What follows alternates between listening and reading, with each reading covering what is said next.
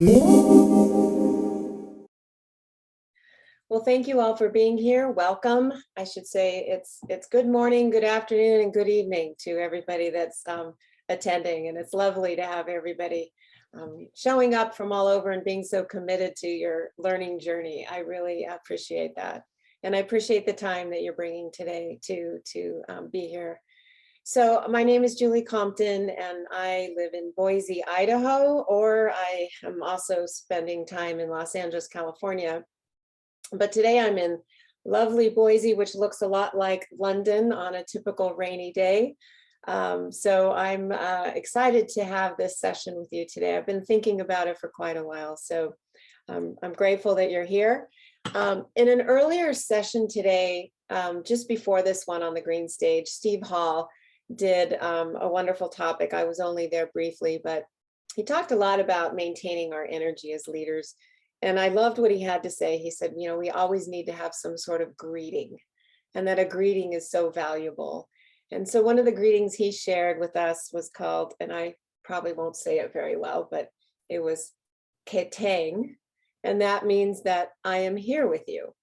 And I thought that was lovely. It kind of sets us into a place of let's be present, let's be focused, let's be here. And if you have to cut out, that's fine. Go ahead, take care of yourself. But what a lovely greeting, right? Just to be able to say hello, and I'm here with you. So for those of you who've just joined us, I have asked people to put over in the chat where you're living, what your name is, where you're living, and maybe something that interests you. Why did you choose this topic? So we have people from all over. Obviously, we have some great people in the UK, different places. We have some people that are interested in, you know, how do leaders think, and how could or can they think? I think that's a great way to say that. People interested in mindsets, interested in the topic because it's important personally and what makes a good leader. Says Cameron, Mary, how to make leader succession most successful. Those are all great reasons to be here.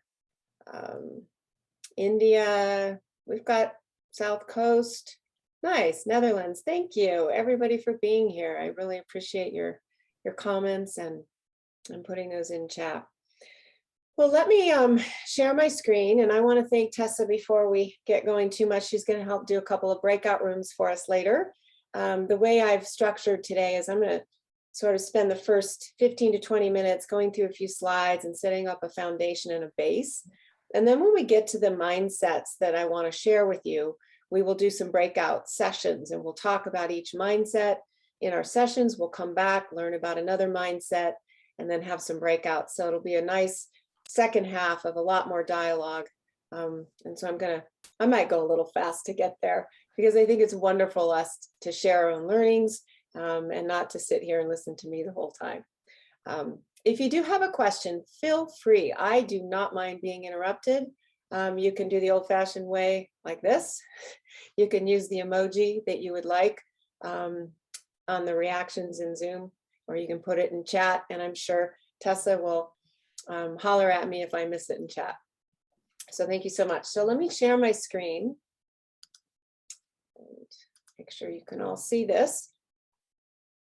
All right, so transitioning senior leaders is what this topic is about. And I guess my fascination with this comes from spending 25 years working with leaders and helping leaders transition, whether I was one-on-one coaching or facilitating a session or working with the C-suite in some sort of strategic move that they were trying to make. And it also allowed me the good fortune about 2 years ago to write a book about the journey of someone who gets out of college and literally rises to the top and has to transition their way as a leader to get to that CEO position. So I wrote this book about a fictional character based on a lot of the leaders I work with, and talked about a lot of the transitions that are needed along the way. And so once I finished that book, I started then to write down more about what I've seen with leaders at the senior level, particularly, and how they transition and what makes them successful. So that's kind of how I got here today. And when Hollis asked me to speak, that's what I thought of sharing with you would be kind of my latest research and what I'm discovering. So just to put us all level set, the definition for our discussion today for what do I mean by leader, as a leader means a lot of things. But basically, I'm talking about somebody who's been a manager or a director, and the transition I'm referring to is to the VP or the SVP level, sometimes EVP level. And the reason why I have a ... is because of the variables. It depends on the size of the company. So for example, when I work with Walmart, there are a lot of leaders at the VP level, and that's a pretty high level, but there's a lot of them, right? And then what the transition to an SVP at that level is really where my ideas begin. Whereas in a smaller company, it's often a jump from a senior director to, right below the C-suite, or maybe even into the C-suite. So a lot of it depends on these variables as to what makes a transitioning leader at the senior level. But what I do love about all of this is Bridges has a great definition. A change is an event that occurs regardless of the person's willingness, whereas a transition is a choice and a psychological process. And I think that makes a big difference when we're talking about transitioning leaders. Oftentimes, leaders are able to say yes or no to their transitions. Sometimes leaders in organizations feel like they're forced into a role. Other times they may not really consciously choose it. It's just a path that they're on. One day they wake up and they wonder if they're on the right path or should they be here. But no matter what, we talk about levels of leadership transitions. The latest research really is from Ty Wiggins. He talks about the 4 levels of leaders. And for the sake of today, we are going to focus on levels 3 and 4. So level 1 is when you're leading individual contributors. It's usually your first time leading. Level 2 is when we jump to leading other leaders. And then level 3 is when you're leading a function. And you often aren't even the technical expert and often don't know some of the work very well when you hire people below you to do it. And then of course, level 4 is when you're leading a business enterprise. Again, depending on the size of the organization.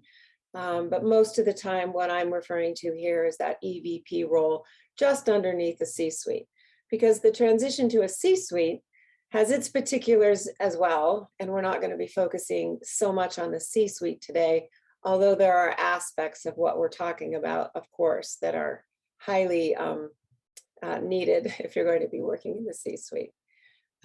So what are the knowledge, skills, and attributes of all the senior leaders at this level 3 and 4? I've listed out here a few that are what I will say more important at levels 3 and 4. Leaders may be using these skills or having these knowledge base at other levels as well. But once we start to leave kind of the beginning levels of leadership, we don't spend as much time on some of the other skill sets, and we need to start focusing on these skill sets more importantly. So in your chat, if you wouldn't mind, go ahead and put some of the skill sets that you think are potentially missing here. Board relations is really one of those abilities that we have to have as in the C-suite. However, coaching a lot of individuals over these years, there are plenty of SVPs or EVPs that have to make presentations to the board or understand the politics and the dynamics of working with the board, helping their C-suite look good at the board, helping translate what the board's saying within the company and town halls. So there are some of those other types of things that show up just underneath the C-suite as well.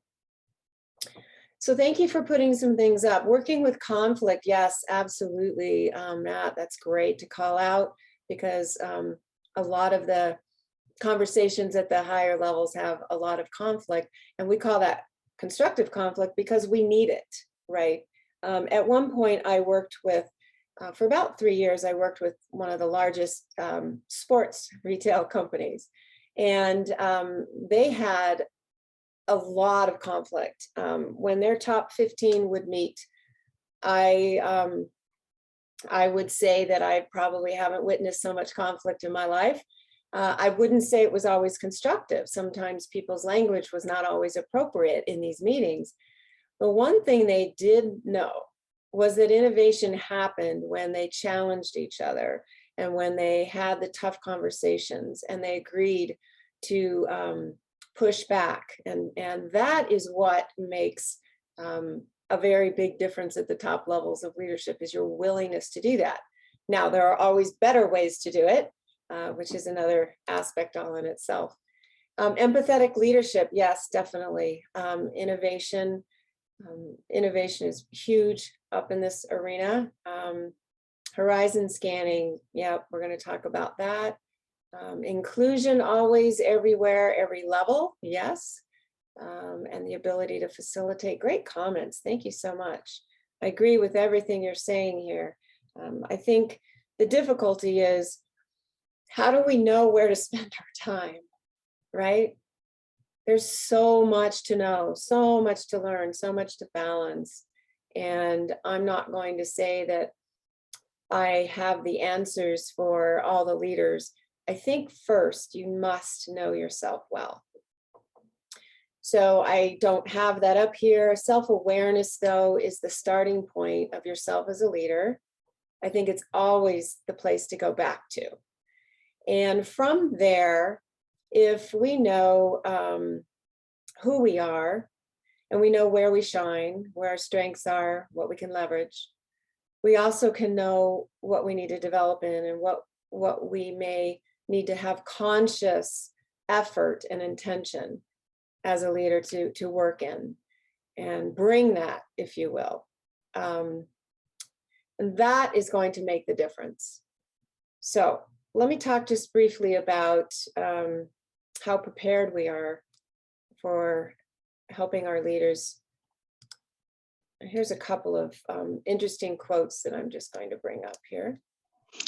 And while you do that, sorry, I think you may have missed my hand going up. I did want yes, to, I did. Is that okay? It's Shalu. Yes, Shalu, thank you. So I think one of the things when you're talking about self-awareness, one of the things that most people miss is when we speak of empathy, it is about understanding other people from their perspective. But you can only understand people from their perspective when you understand yours.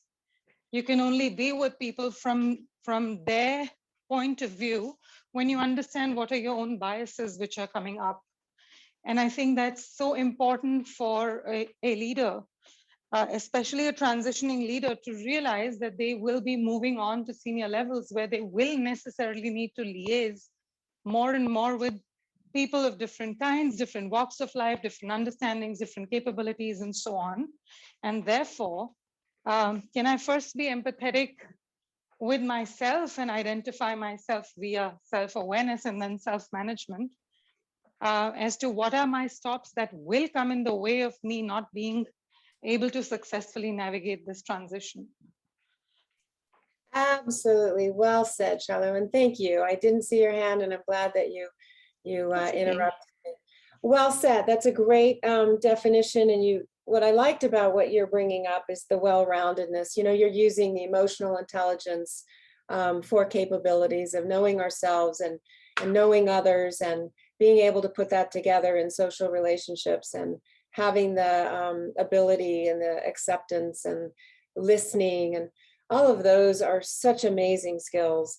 And obviously we don't have enough time today to talk about those. I'm going to be focusing a little bit more on the top mindsets that people tend to come to me, especially in coaching over 25 years, that they're having a challenge with. But in that list of things that we need to have, going back this list here, going back to this list, excuse me, right here. This list can be so many things in terms of what do they need to know, where are they, what are they missing, and I'm so glad that you brought up that extra definition. So once we move into transitioning at this senior level, in some cases there are people who have self-awareness down, and in some cases it's a challenge their whole journey. I think the key is knowing who you are and what that's about. And if you're missing that, that's obviously a primary need in coaching just to begin with, right? Or in a training. So this slide talks about basically we're not that well prepared for the future. We're surprised, of course, that the talent shortage is occurring because of the pandemic and other things that are happening in our global world. But being prepared is a little more important than we used to realize at the senior level. Again, we have programs to prepare leaders at all levels, and companies across the world are designing programs for different levels of leadership: self-leading, leading others, leading self. You'll see various terms. Your organizations have various terms. If you would love to, I would love it if you would take a moment and put into chat what kind of a program or programs that you have in your organization that seem to prepare transitioning leaders. One of the organizations that I work with, a pharmaceutical company in the US, has a specific transitioning program, and it's aimed at a specific level. It's transitioning to the vice president level, which they know requires certain skills. So they have about a 30-page document that they use, that coaches use, that their leadership programs involve. And it's a pretty particular program, and you can only get in it, of course, if you're transitioning. But if you see from the stats here that standard orientation programs are the second most common approach, but only 19% of external and 11% of internally recruited executives consider them effective. So it's telling us that we're missing something in some of our orientation programs. The next quote from McKinsey talks about customized executive coaching. That doubles the likelihood of the success of a leader, but only 32% of organizations use them. So we do have a more effective way of transitioning leaders, but not all organizations do that. So obviously, these are some ways that we can begin to prep our transitioning leaders. The Global Leadership Survey identified the top business issues and measured how well do we really prepare leaders to face those. And they did a survey of 1,300 CEOs, C-suites, board directors, and some next-gen leaders. And then they found that even though they were looking at 53 countries, organizations typically had a failure rate that exceeded their expectation, because most of these organizations actually rolled out programs. So, I mean, if you think about 2021 research and the fact that leadership training, I know for myself, is really evolved in the last 30 years. 30 years ago, we called people managers. We didn't even have PhDs in leadership. We didn't have a lot of body of knowledge in leadership. And in the last 10 years, the number of leadership programs has doubled in the US. But somehow we're not completely being effective. Now, I'm not here to answer that question, why. I'm sure there are plenty of reasons. But we'll get into that in a different topic. But I think it's interesting to think of two main things. Number one, 81% of leaders who had smooth transitions felt that they had clear performance expectations. So this is telling us one important fact. Leaders who move to the higher levels in the org really need to know what's expected of them in terms of their performance.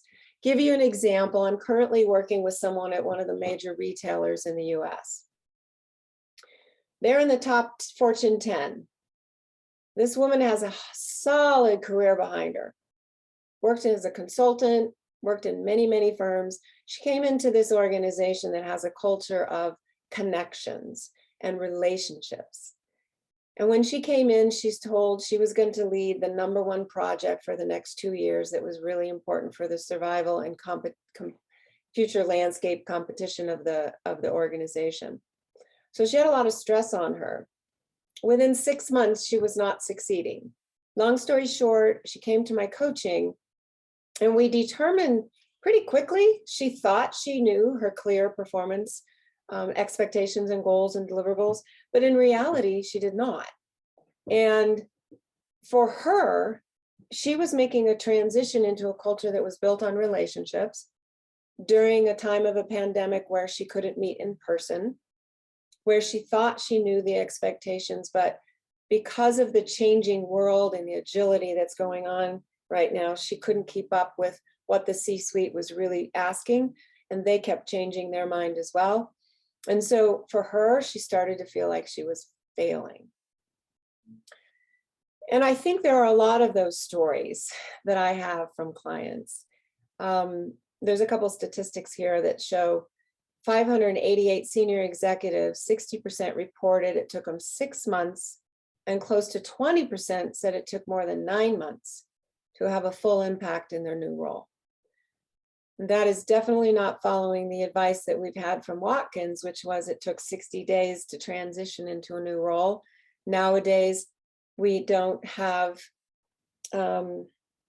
luxury, but our research is still showing that we need time, we need clarity, and we need support. Those are the top 3 things that are needed in order to transition a leader well. Okay, so given that, what do we think the biggest failure is? And this is what I want to key in here on the rest of our time together. One of the biggest failures is having the right mindset as you transition to that senior level. You may have the skills. You may know how, let's say, to communicate to somebody well and choose your language carefully. Perhaps you're very strategic. Perhaps you know how to manage risk. Maybe you have the skill set of being highly self-aware of yourself and of the room. You may have technical skills you bring with you. You may have the skill of managing boards. But what happens, and according to Ty Higgins, his research shows one of the main failure points we see with role transitions is that when the leader undertakes this new role and they make this change, but they stay stuck in their older way of thinking. And that is one of the key elements here, why I'm going to move on into what I call the 4 major mindsets. There are a lot of ways we need to see ourselves as a leader in order to advance to those higher levels. So I'm not going to pretend that I could cover all of them in an hour. But if we can't let go of what helped us get here and adopt a new mindset to what we need now, then our transition is not going to be successful. It's like Marshall Goldsmith's book of what got us here won't get us there. And the same is true when it comes to thinking.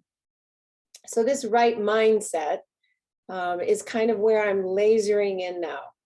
And some of you may be asking yourself at this point, well, where am I getting these mindsets from, right? Like what is attributing to the 4 major mindsets of a leader? Let me tell you a quick story. One of my clients last year, she left a large software company, one that we all think of that rules the world, or one of the top 5 that rule the world. And when she left that organization, she had been there 20 years. And her difficulty was that she couldn't make the SVP level. And she couldn't figure out why, but she was experiencing a lot of things in her position and in her culture that were making her unhappy, and she chose to leave the org.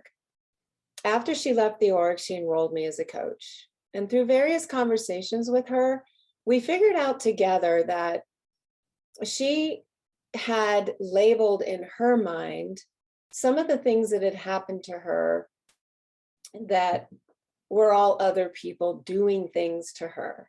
And as always, a lot of my clients go through the process to figure out what do I own and what happened to me and what do others own that I can't change.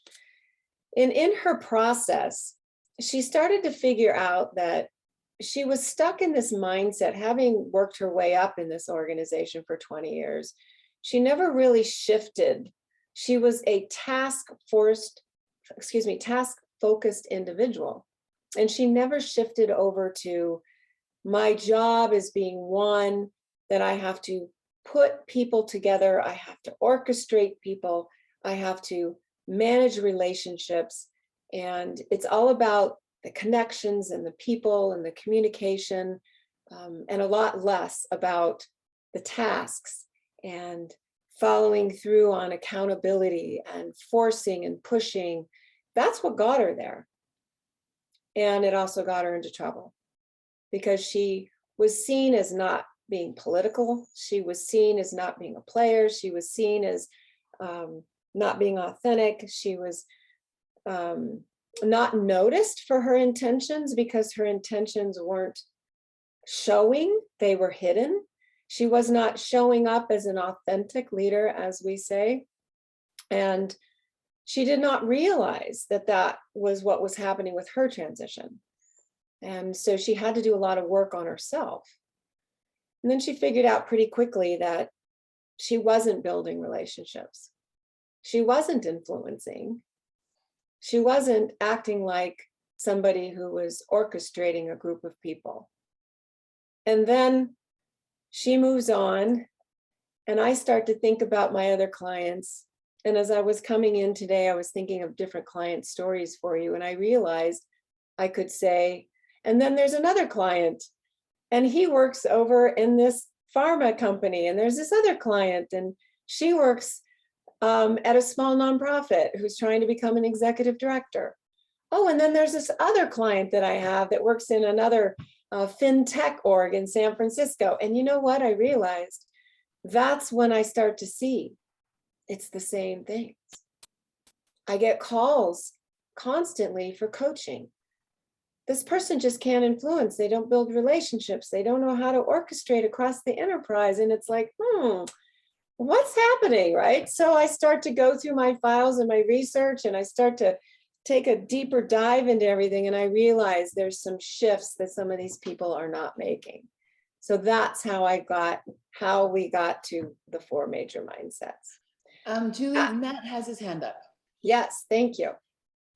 Julia, I mean, what you're describing sounds like very similar to the work of Bill Torbert and vertical kind of development and action logics. And like the person you were describing sounded like a classic achiever, who of course is going to struggle to build those interdependent relationships. I'm wondering if that's how you framed it to yourself, or if you've used any of that thinking.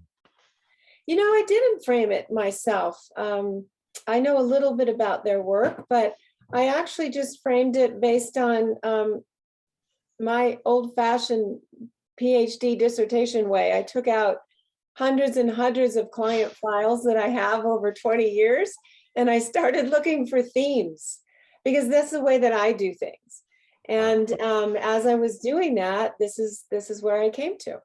And so I developed this concept because it's what stood out for me.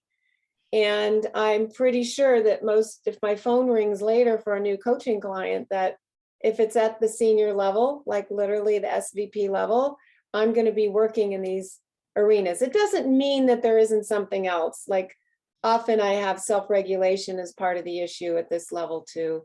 But yes, Matt, thank you so much for bringing that out. And I'm going to take a pause here, because we're now going to jump into where I'm going to share a bit about one of these. We're going to go into some breakouts and talk, and then we're going to come back, and then we're going to do the same so that you all have an opportunity to digest this. I'm going to show just pieces, and then you're going to talk. But let me do a little brief stop right here. What kind of other comments and questions do you guys have that you just want to throw out there for a moment. I'll stop sharing for a second.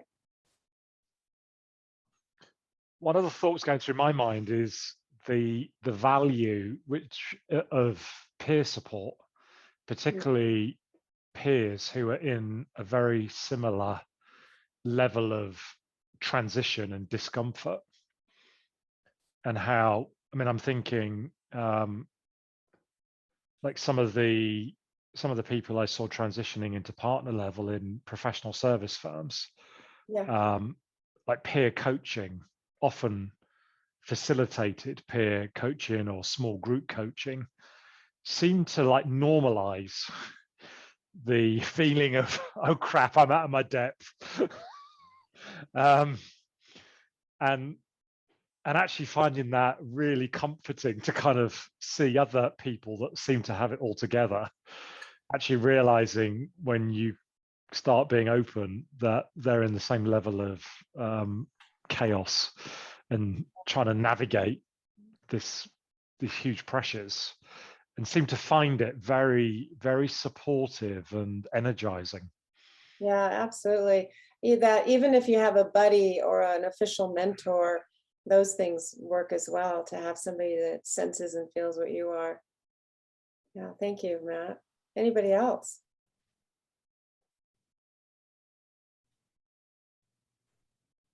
The problem is just what other people are perhaps thinking is I've seen it often needs like a third party to almost orchestrate that peer coaching. And and without it, it's almost like it takes a very brave person to kind of say, I need help. I've just been made partner, or I've just been made executive director or SVP, and I need help, or I would value help, is often quite difficult. But somebody else orchestrating it. I mean, I was thinking of 2 law firms I was involved in that merged, and we took the 16 most senior people that were going to make the merger happen. And they described the small group facilitated peer coaching as the most valuable part of the transition. Yeah, I'm glad that, so you're reminding me about 10 years ago, there was a small company in Santa Cruz, California that I worked at, and I came in to actually coach a team, but I found out that they had a formal kind of a peer coaching program. When you got promoted, you were allowed to enter into this different levels of like peer groups, kind of gave you the entree. Sometimes with my coaching clients, I will connect them up with another person in the org who's been through coaching, and ask them if they're willing to have this individual to assist over the next 6 months while I'm, coaching, because they have an internal person to talk to. So I've done that before. But yeah, it definitely takes a whole bunch of us to continue to find ways to transition people. Let me jump back in real quick. I know I want to get you guys into some groups to talk about these content of these major mindsets. And again, these are just the standout mindsets. This is just not all encompassing, but what do we have today? I think the biggest thing I want to say about these mindsets is that it's on a foundation of being relationship focused. Number one mindset is leaders have to start to see themselves as not task achievers. They really have to make the shift to every day I show up, it's about the relationships that I have and how I'm managing those. And then beyond that comes a lot of the other areas. So let's talk quickly about relationship focused. What I mean by that is actively building, managing, and engaging relationships. So up top, you see the definition, but then I have the impact, right? What is the impact of having a mindset that you're thinking about relationships first? You've heard it said that relationships over task, or perhaps you've heard executives say, which I had somebody say to me this weekend when I was in Arizona, I wish I knew about coaching 20 years ago because I was a manager who left dead bodies everywhere, but I got it done. And still today, we have people who are doing that. If you're relationship focused, then you build connection with someone. That building of connection builds trust. That builds some psychological safety. Then you have the opportunity to actually get some time on their calendar then that opens the opportunity to maybe influence them.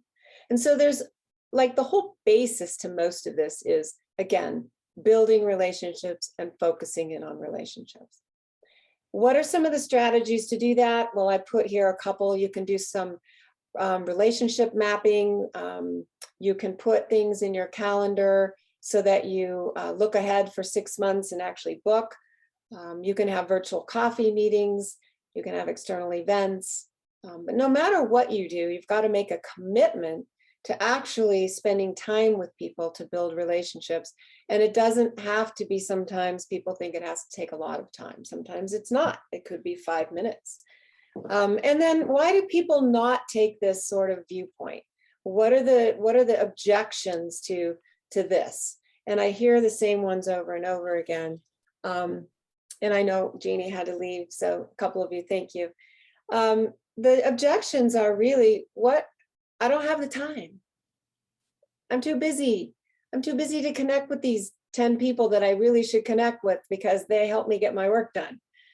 But they say that, right? It happens. It happens to all of us. We just don't have time.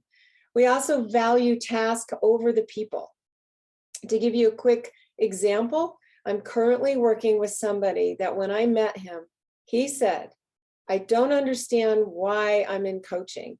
And when we finally got to it, he finally admitted, I don't value people.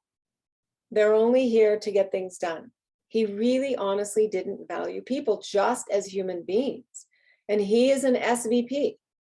So we had to get through 6 months of where in his life did he figure out that people don't matter? And does he want to stay in that mindset? And how does that serve him? And does it serve him? And is it serving his family? And is it serving his business? And what would happen if he changed that? And where's the fear in changing that for him? What's his protection around that? And of course, happy to say he blasted through that, as difficult as it was for him. And he's on the other side now. He's now learning to make these relationships. He's learning to see people differently and treat them differently. And people are noticing.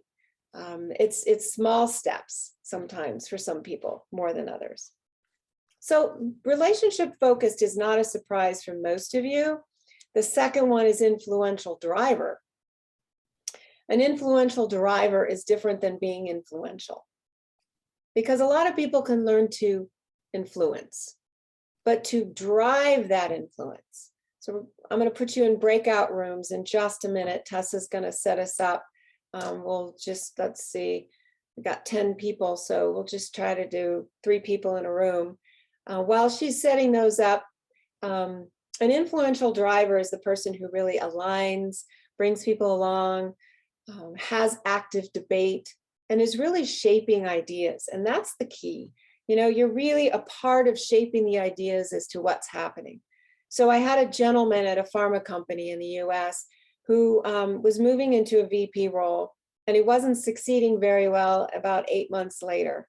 And I asked him, how did he approach his manager with his ideas?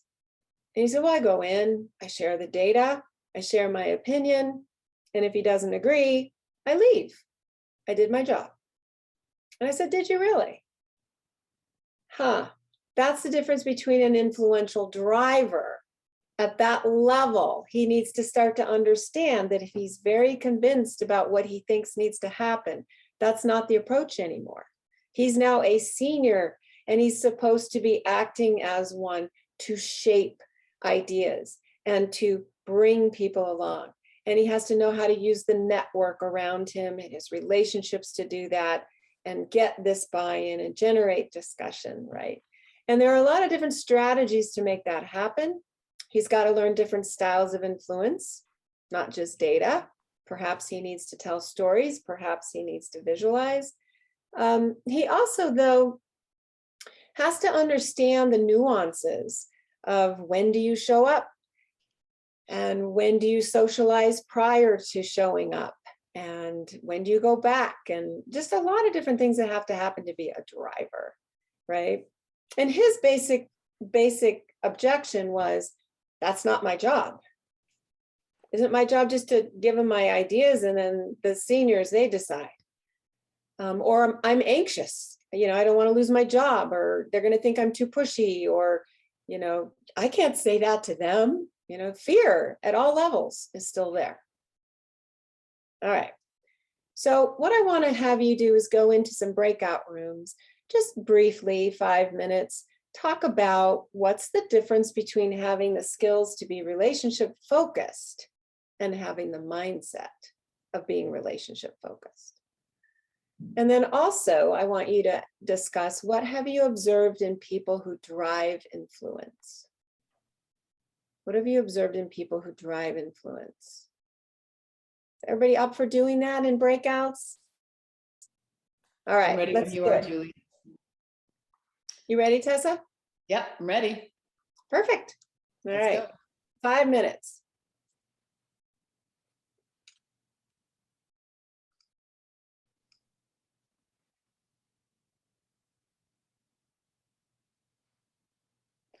So there's only 2 in one of the rooms, but I don't think that's an issue. No, that's okay. Cool. Thank you, Tessa. Pleasure. Sorry, I didn't catch Shalu's hand up there. Oh, that's okay, not a problem. I was expecting more because we had 25 signed. I was thinking we may have like 19, No, I know. Look, some of the people might be on swap card and not joining in, which we do encourage through swap card and before the conference. But yeah, anyways, they might be just watching on swap card, which is fine. No, it's lovely. I hope they are. In fact, hi to all of you on swap card who are still sitting with us. I changed this at the last minute when I saw there were 25, and I made it a little less dialogue-y, because you can't with 25 as much. So now I'm feeling kind of bad. I probably, but that's all right. Good.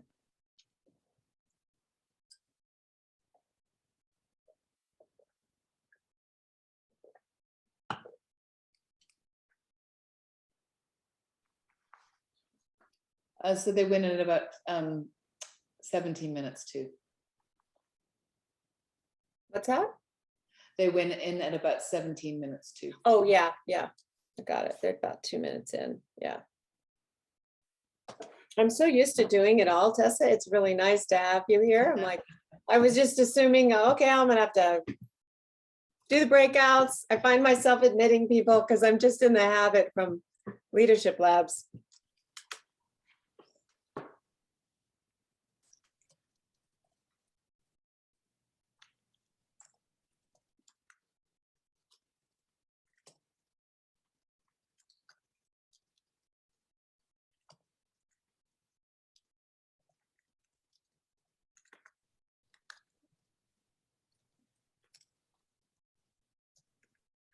I'm going to stop sharing for a moment and do something with one of my slides.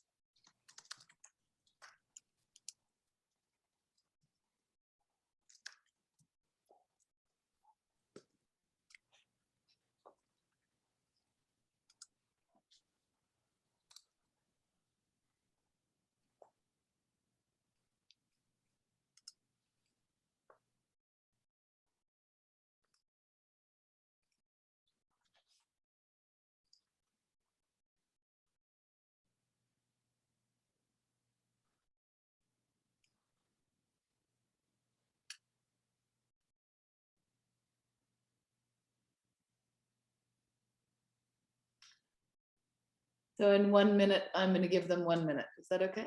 That's perfect. Thank you.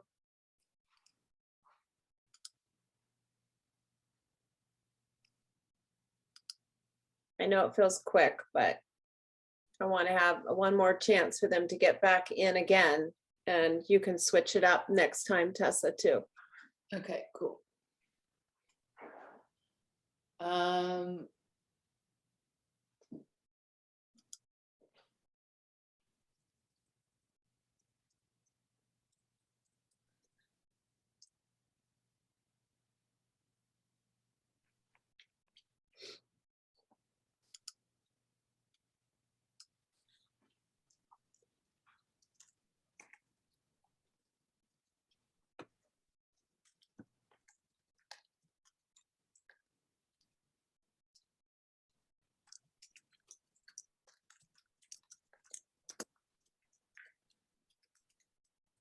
Okay, I'm going to close the room, so we'll have 1 minute. Is that okay? Perfect, thank you. It's gonna be a fast close. Just so you know, my last slide, usually I'm 2 minutes to do a close. No worries. I mean, you can go a little bit over. We don't have anything after you, so All right, I just respect people's time, so of course.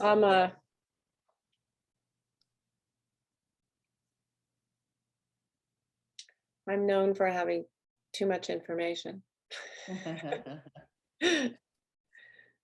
29 seconds.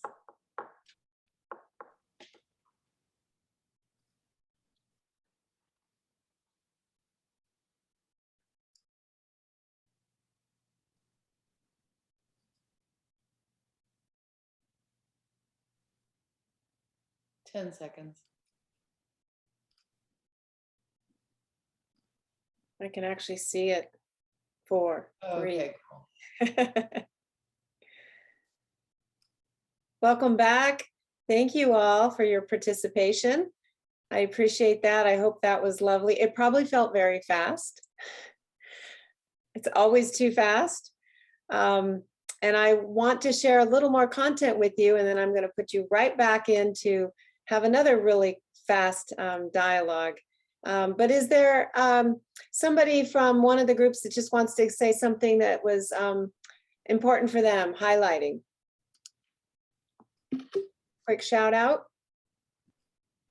Julie, I think Matt and I and Shalou, we talked about that real need to be internally driven and to take ownership, and not to be externally driven by programs or other people's expectations. But it really starts with self, and that, as you said, self-awareness, but linking into your authentic purpose and your why and your values and what your boundaries are, but also that ability to let go of all of that in the moment. Yes. And allow change to emerge and not try to control it. Yeah, that's great. I love that. That's all the personal aspects, right, of how we need to be in order to be a leader. Thank you. Em, I think you're saying something, Em, but you're on mute. Sorry, I was on mute. Okay, thank you. What came out of the conversation with Susan, which I thought was really interesting, was people, in terms of mindset, if you're passionate about something, people tend to connect really well with that energy.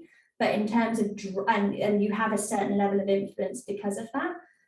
But actually the driving bit is the being really clear and consistent in the so what and the next steps. Yeah. And that's so often missing in terms of, you know, being really clear on what you want people to think, say, do differently as a result of what you've done or said or yeah, that's great. Oh, thank you for that ad. I appreciate that. That's great. I hope you had some good dialogue there. Well, there's always more to say. Let me jump back in. I want to make sure at least you have the other mindsets that I want to share with you today. This is from Holos's Leading Labs material. Neil Crofts and Mark Thompson, some of you saw Neil's opening speech today. They wrote a book, Stealing from the Future. So one of the things that shows up with senior leaders is they are not paying attention to the megatrends. They're not staying abreast of what's happening. These are some major trends right now, obviously, since sadly the war with Ukraine and everything else is starting to happen. But as senior leaders, being able to stay up on and aware of trends is huge, because it impacts, as I say here, innovation and the risk and the choices that we take, and whether or not we're going to stay sustainable as a company. And as leaders, we need to be bringing in these ideas and concepts. The biggest objection when somebody transitions to a senior level, they think it's not my job. They think it's their job, somebody else's job, and that it's going to filter down when they decide what the strategy of our organization is and whether we keep a product or we don't. But that's not the case, right? So learning as a leader to become more megatrend aware and what's going around us is a huge mindset that the majority of my clients do not have. And that is one that needs to be developed. The last one, and then we're going to put you in breakouts again, is the Strategic Enterprise Orchestrator. And I call it that because my definition here is that of a maestro. The orchestra leader. So in an orchestra, if you're not familiar with listening to that type of music, you'll have a violin section, a cello section per se, and each section is playing its own piece. And in that section of violins, you have a lead, and everybody in the violin section cues off of the lead. And the lead is watching the maestro, the head orchestra leader, who's watching everybody and making them sound beautiful in unison. And so that lead is paying very much attention to the orchestra leader. That orchestra leader is just like an enterprise leader. He has got to watch, or she, over every single function that's happening at the same time, not being an expert in any of them, relying on the experts of the violinists and the cellos, knowing they know what they need to do, knowing that they have their own leader, and being able to see across the orchestra what the problems and the issues are, hear that little sound that's off over here, and coordinate across to successfully produce this beautiful music. That is not a mindset that a lot of senior leaders can adopt easy. And this is the one that I have at the top, because it's the one that allows that leader really the success of bringing the organization together. And that's a chore in itself. So what I'd love to have us do is go back into breakouts and talk a little bit about these two questions I have here. Who do you think, or who's a role model for you? Or who do you think of when you think of a great enterprise leader? And what are the actions or the mindsets that is contributing to them doing that? And then we'll come back and we'll share some of those. And then, of course, we'll wrap up. Any questions before we head out into breakout groups?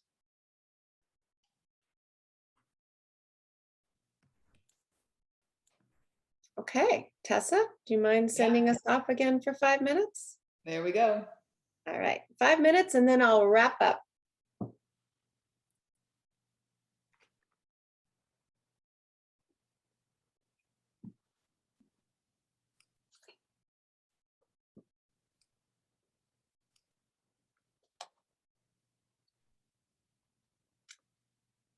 Thank you so much, Tessa. Such a pleasure.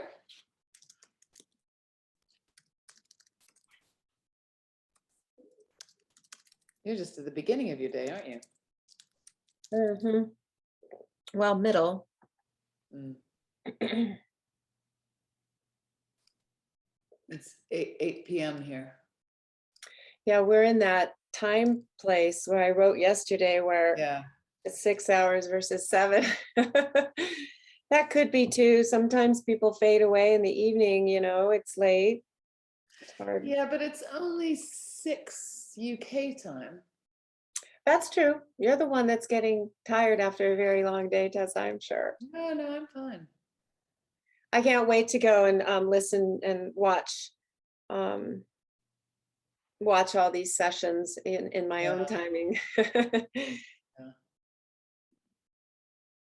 I have to get in the car and drive to Las Vegas on Thursday. So I lose an entire day. It's an 11-hour drive.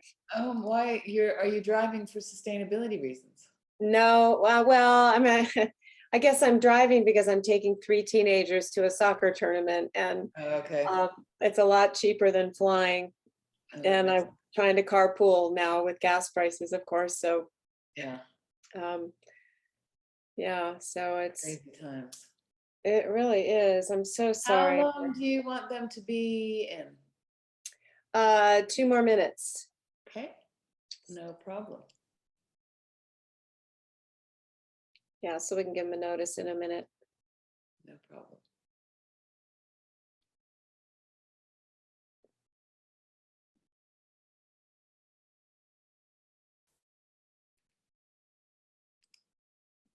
I'm very appreciative of those people who come back and listen.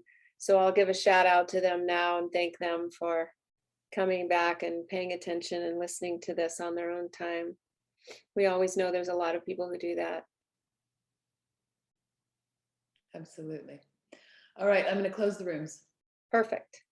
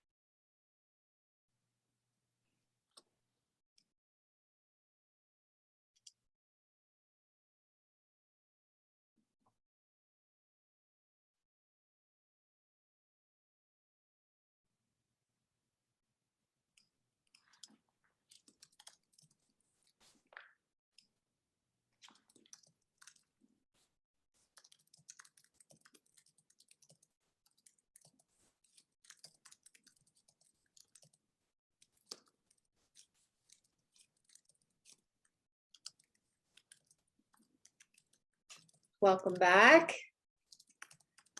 I know being kicked out of rooms is just never fun. Thank you so much for being patient with that. So what highlights would you like to share about your conversation?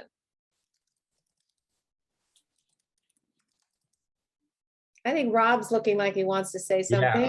Yeah, we had a really interesting conversation, which needs probably another hour to sort of unpack. But it went along the lines of the leaders that immediately sprang to mind were not Megatrend aware leaders, they were Megatrend setting leaders. So rather than being aware of what was going on and you know, we have to sort of get ahead of it or keep up with that or make it a bit better for our organization, they actually went, no, we're going the other direction. You know, we're you know, Henry Ford, we're no longer going to have fast horses. I'm going to go build a motor car, you know, type of. And also, ironic, probably problematically for the model, those leaders were probably also not maestros. They were probably jazz musicians who went and broke things and did things a bit differently. So we were sort of talking about, but then we also acknowledge those are probably a small minority of leaders, but those are the ones that are quite memorable, right? The Elon Musks, the Steve Jobs, you know, those are the ones that spring to mind. But there's not many of those who change the world. There's a lot of other great leaders who definitely orchestrate, you know, organizations well. But that's the conversation we were having, which was fascinating. That's great. No, wonderful. Thank you for sharing that. Anybody else?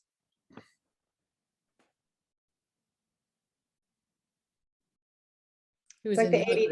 Go ahead, Lucy. No, I was in with Rob. That was the, you know, the fiery discussion we had. It was really, really good. And, you know, we were questioning, you know, are they, you know, are great leaders, you know, is a mindset, strategic enterprise orchestrator, are they? And we identified that, you know, these particular ones weren't.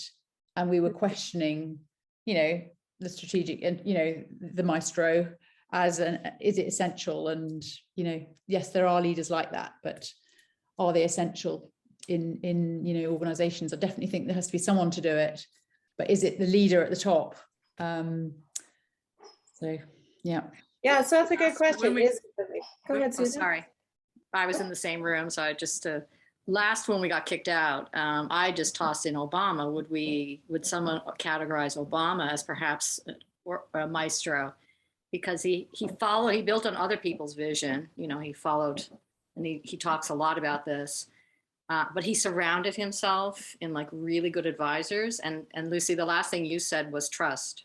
Yeah. And I went, well, is that the skill set really of someone who's a maestro? Is that you trust your musician knows what they're going to do when you point your, you know, and I played an orchestra. And, you know, you can trust if you're focusing on a certain degree of the orchestra that the other ones are still doing what they need to do, you know, and holding their piece and that they've prepared their piece. And I don't know if that fits a little bit or if that's, you know. No, I think you're right on, Susan. I think trust is a huge part of it, and all leaders and learning to let go and trust is huge. One of the things that comes to mind, though, and maybe could call it micro or mini leaders, mini maestros. We may have a major maestro running the org, but we need a lot of mini maestros. Most of my leaders that I coach are mini maestros. They, for example, if they're the global SVP of sales, they still need to know what marketing's doing and the head of customer service. They have to work with the CFO. They've got to trust, they have to dialogue, they have to maestro across for them to complete what they're doing. They don't show up at the executive leadership team and not connect with them. They have to mini maestro across. And that's the skill set in reality that we're talking about, not just the leader at the top or just the C-suite. So maybe it's a good way to frame that up. Yeah, and maybe the leader just has to employ and make sure they've got lots of maestros in their team and then just trust them to do the maestroing, you know. So they don't need to create it themselves, but they need to make sure they put those people in place and then trust them to just get on with it. Well, like you said, at certain people, there's the lead, right? So, you know, the head of a function may be that lead violin player who empowers and coaches and trusts their people, but they're not necessarily coordinating across the enterprise. But once you get to that SVP level, you're coordinating across the enterprise, and that's the transition that I see people have a difficulty with, right? some of those challenges there. I do respect people's time. I know that we're at the end. If you would like to stay on, I'm going to stay on a few minutes to chat, but I'll just leave you with this last thought that, you know, transitions aren't one time, they're constant, and it is a journey. And the way to learn through them is by reflecting on our experiences. It is not necessarily the experience ourselves, because we can go through the experience and not learn. And so that reflecting and that thinking about who we are, what we're learning, and what we need to adapt and constantly change is our journey. Thank you so much for being here today. I really appreciate it. I know it was a lot, too much for an hour as always, but it's better than not enough. And I'll stay on if anybody has any last comments, and I'm happy to take anything in chat as well. So thank you.